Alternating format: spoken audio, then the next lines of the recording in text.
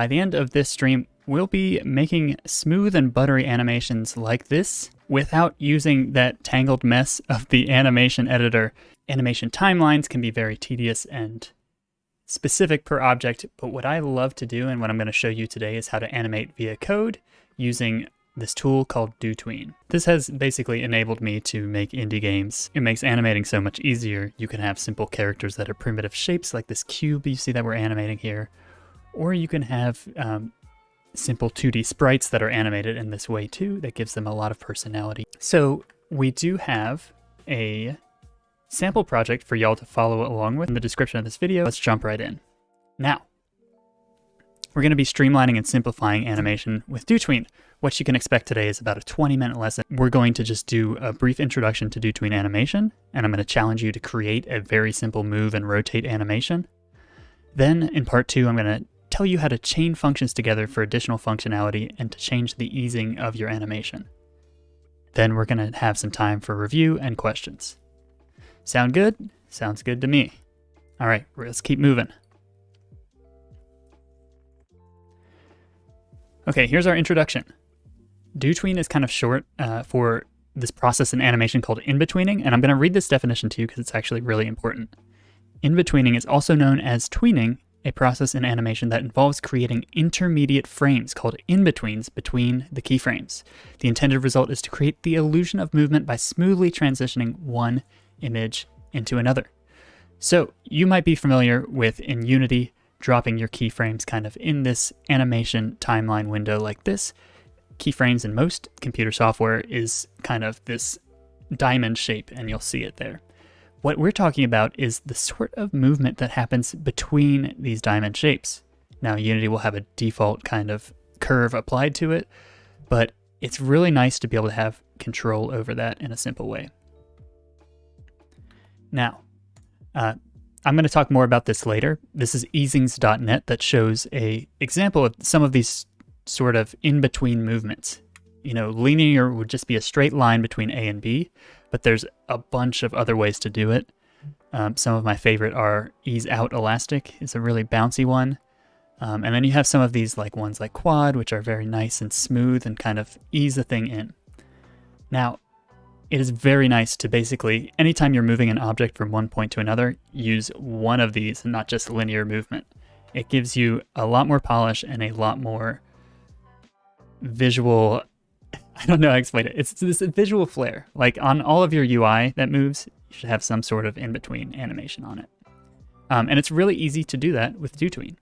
So for a simple movement animation to do this, you would just you would reference the transform component in C#, and you use this do move command. You specify the vector 3 that it should move to and the time it should take to move there. That is the basic transform.doMove command. Now, are there any questions about that? We're going to dive right into a demo soon, so I will show that in a second here.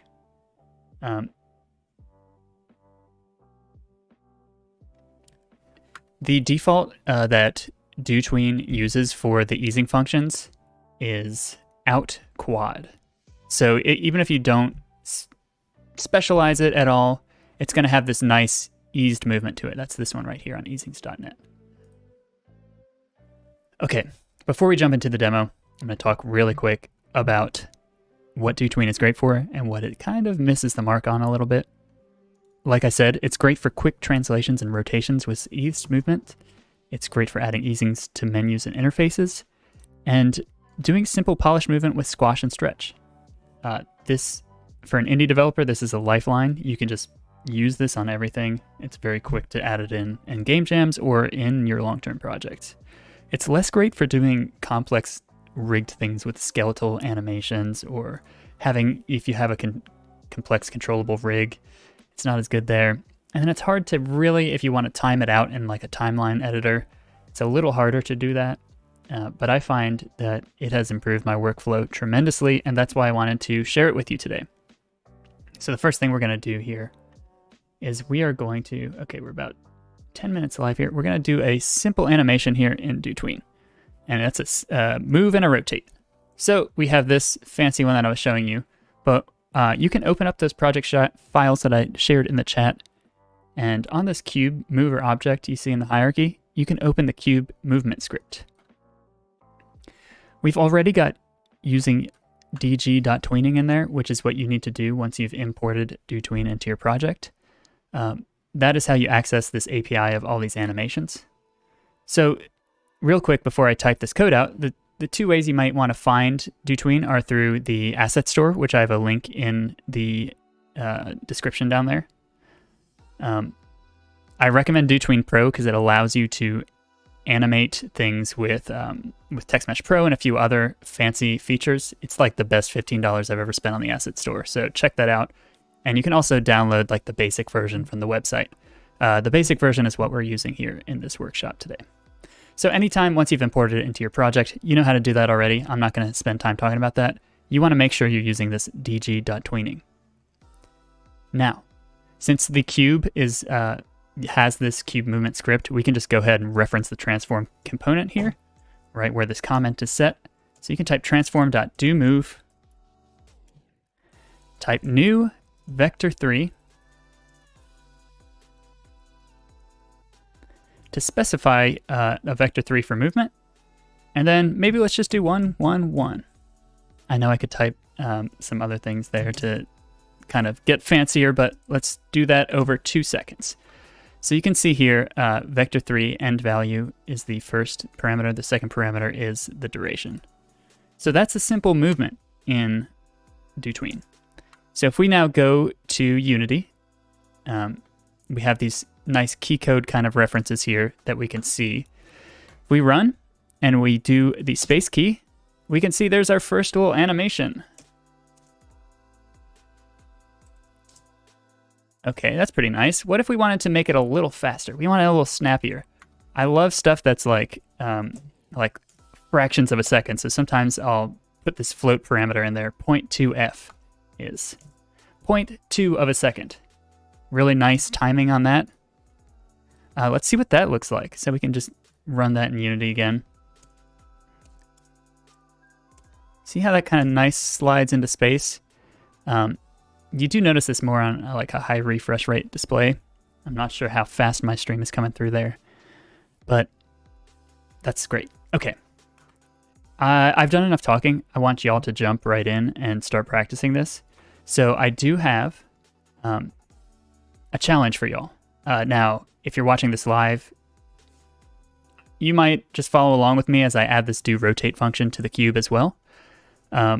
If you are watching the video after the live recording, you can go ahead and maybe pause the video now and try to do these things and then watch how I do it and try to compare. Those are two valid options. Feel free to pause that video, jump around, do whatever you like. Then the bonus thing, if you find you have a little extra time and you're speeding ahead, add a DoScale function. And all of these functions you can look up in the DOTween documentation, which I will link in the chat and in the description.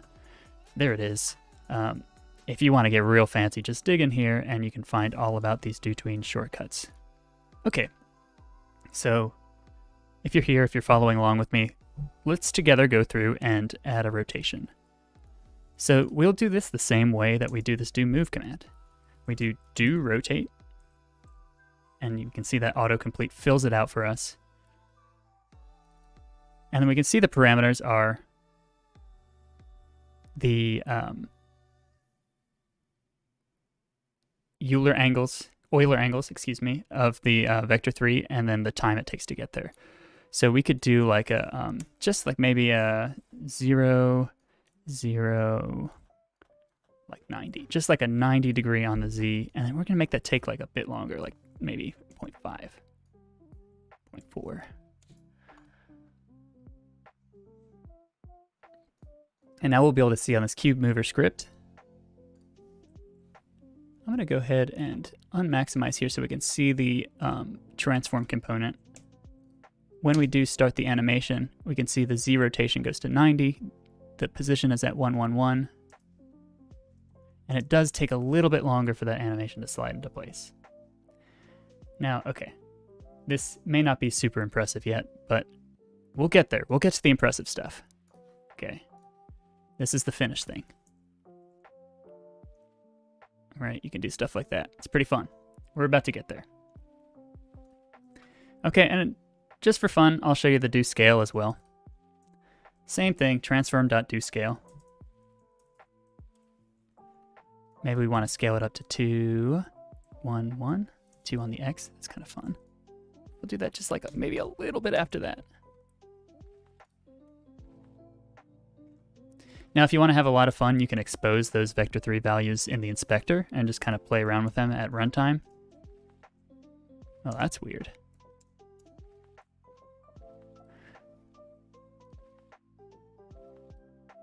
So you might have the vector3 value here, and you can type in new values and new things and just kind of test it over and over again until you get it where you want.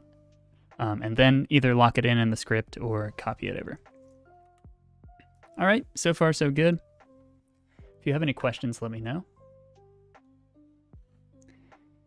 That was our first challenge. Normally, if I'm like teaching like a Unity workshop, what I'll do is I'll really pause and make sure everyone's gotten it here. But since we're doing this live on YouTube, I'm just gonna keep moving on.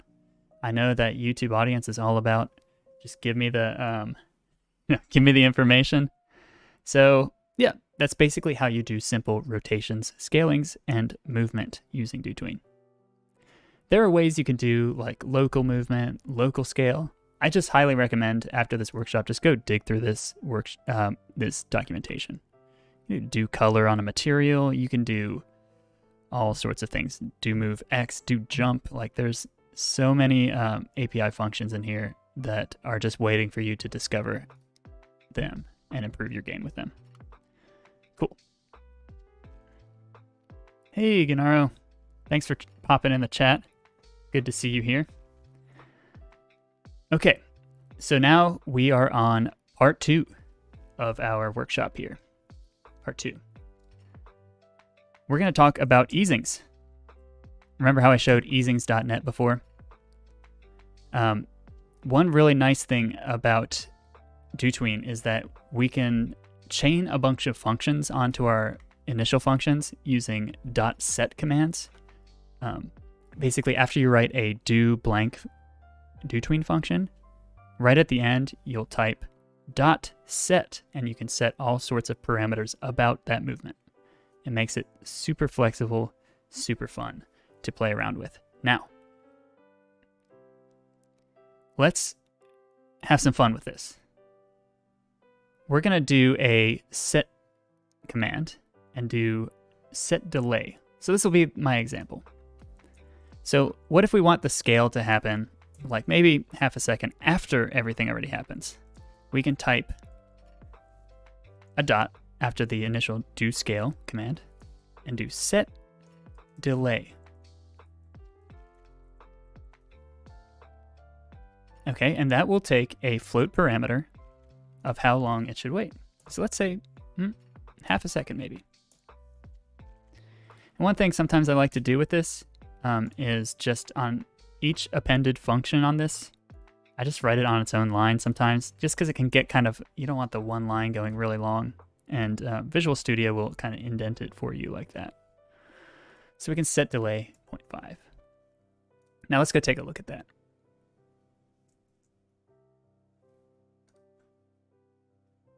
All right, so now we should see it move and rotate, and then the scale should happen afterwards. Nice. Okay. Let's scale it on another axis. I like the maybe y-axis to 3. Okay, let's append one more thing on here. Let's do one more. Okay, dot set ease. And this is where the fun really begins. This is where you'll start adding so much personality and life to your animations. Basically, I just recommend that you familiarize yourself with this easings.net. I'm going to just paste this in the chat so you'll have it. This is like just a perfect reference for the kind of style of movement you're looking for, right? If you want it like quick and snappy, you can do something that's that has a little bit more movement in the beginning and it slides slowly into space, like this ease out quint. One thing I like a lot is the out back. Excuse me, I like out back and out elastic a lot to kind of give a little more bounce to it, because it'll push a little bit past it. The in out back is fun too, because it jumps in and goes past it. But this is where you're going to play around and have fun with it. For me, I'm going to do set ease dot. And what you can do with this ease command is do ease dot. And it has this whole list of stuff you might have seen on easings.net. So a favorite one of mine is out elastic. Out elastic is great. You're going to see how great in a second here. All right, so I have resumed it, and we're going to press the space key to see. Okay, it's got the delay, and then boing, it just boings right into place there. Wow, that's great. Like, imagine a menu popping up and then just expanding out like that. And the bounciness of the elastic is so nice. Now, imagine if we had to take the time to do this all. We had to set up an animator, we had to make an animator, we had to make an animation line, and then we have to, like, you know, manage the animator state. It is so simple to use DOTween to do this. And I know this sounds like a big advertisement, but like I said, it's my desert island asset. I can't say enough good things about it. I guess if I'm stranded on a desert island, maybe I should worry more about food and water, but here I am. I'm worrying about how I'm going to make games. Okay, let's jump back to the slide deck for a second.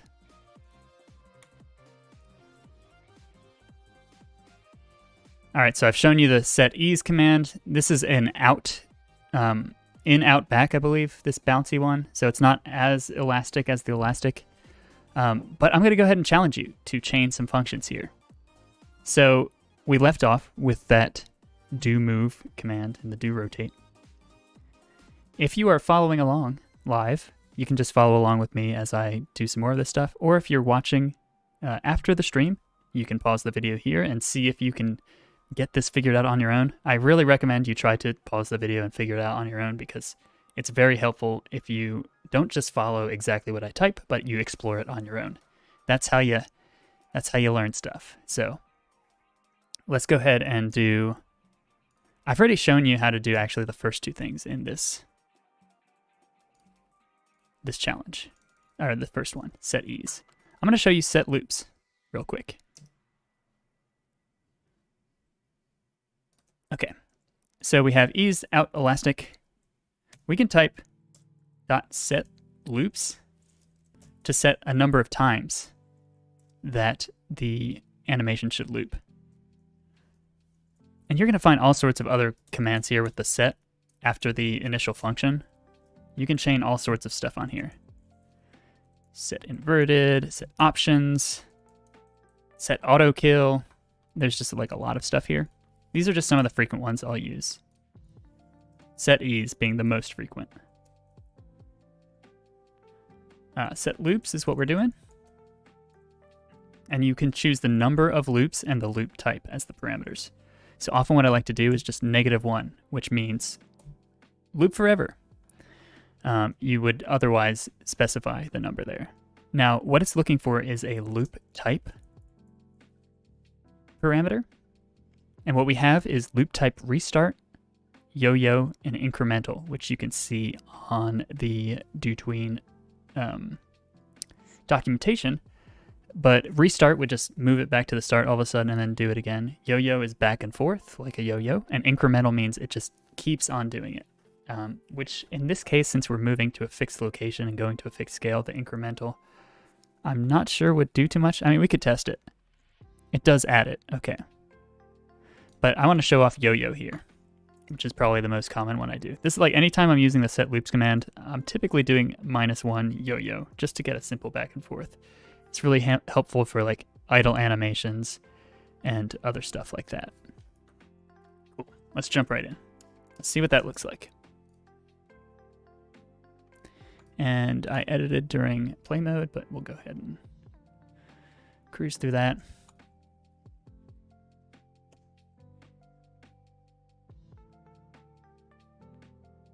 Okay, it's struggling a little bit there with the movement. And I do believe I see what's going on now. We have repeated the scale, but none of the other ones. So it's just wiggling with the scale like that. Now we could add the same set delays to all of them, set ease, set loops. We could kind of make a custom set of these. One thing I like to do a lot is put a lot of these into a coroutine and then just execute it from there just to kind of get a sequence together. One last thing I'll show you. The workshop is mostly done here. This is about what I planned, but I want to show you, because you're tuning in on YouTube, this is exclusive YouTube comment. I want to show you how to do this on complete command with the callback function to change several tweens together. It's pretty nice. So I'll show that at the end. If there are any questions, I will answer them now.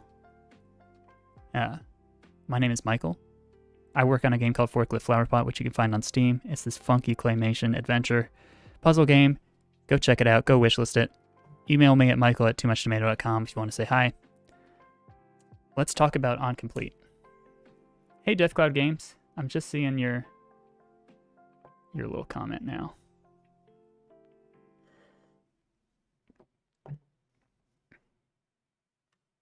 All right, let's show this on complete thing because I think it's really powerful.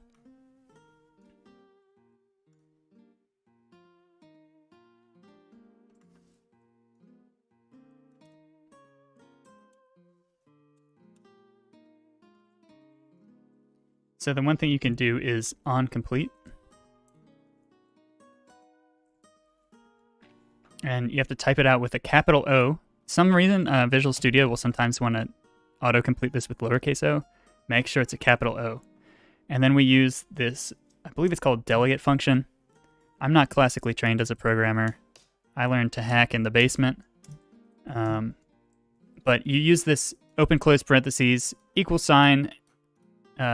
I guess I call this like an arrow to say that like on complete, this here, the function you want to insert in here is anything between these curly brackets. This sort of thing, if you're new to programming or you haven't been programming too long, it's a little confusing what the syntax is all about. But basically anything in these brackets, it's going to execute on complete. So maybe what we want to do, an alternate way of doing the loop would be like reset animations and then perform my animation, right? And this is going to call it indefinitely, right? And it's going to do that sort of not incremental or not yo-yo. It's going to just reset it and do it again, which is fine. The other thing you might want to do with this, and I do all the time with this, particles and sound. Just drop all your particles and sound in this on complete thing. That way, after it moves and it goes to a spot, you can do a particle burst there. You can grab the location of it. Really nice for polish. I cannot recommend that enough. Okay, so let's take a look at that. I'm not going to talk about particle effects today. You can check out some of my other videos for that. Maybe I should do a live stream where I talk all about how to juice up a game. Yeah, so see, now we have another way to perform the looping with that onComplete command. Okay, and real quick, since I said that I was going to show you exactly how to get that same movement, if you download the example files, you can see what I've done here for the second animation and the first animation to get that sort of style. It's all exposed in the inspector, actually, so you can see the move target, the move time, the rotation target, my head is in the way. Move target, move time, rotation target, rotation time, scale target, scale time, all that sort of stuff. You can play around with these values yourself, and the animation ease type I have is in, out, back. That gives you this nice kind of... Let me turn off the original cube mover. This bounciness here. Right, and then if I have it animate to position 1 and then do position 2, it does this cool kind of like twisting.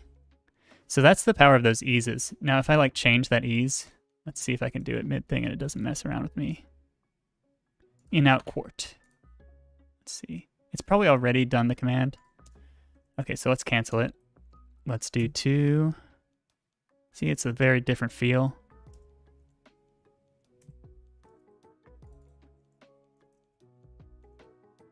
One, 2. The quart is very nice, but it's not that same bounciness that the in-out backhead. Anyways, if there are no questions, and I've shown this, I've shown the example cube movement, feel free to steal all my code. I made the sample project. Check out the DOTween link in the description. Check out Forklift Flower Pot. I enjoyed this today, 30 minutes, live on stream, talking to y'all. Have a wonderful day, and I wish you all the success in your Unity learning. Sorry for the clickbaity kind of "you're animating wrong" title. I just think I'm talking to my previous self when I make that title. I was animating wrong until I discovered the way. And now you know, so have fun with that. See ya.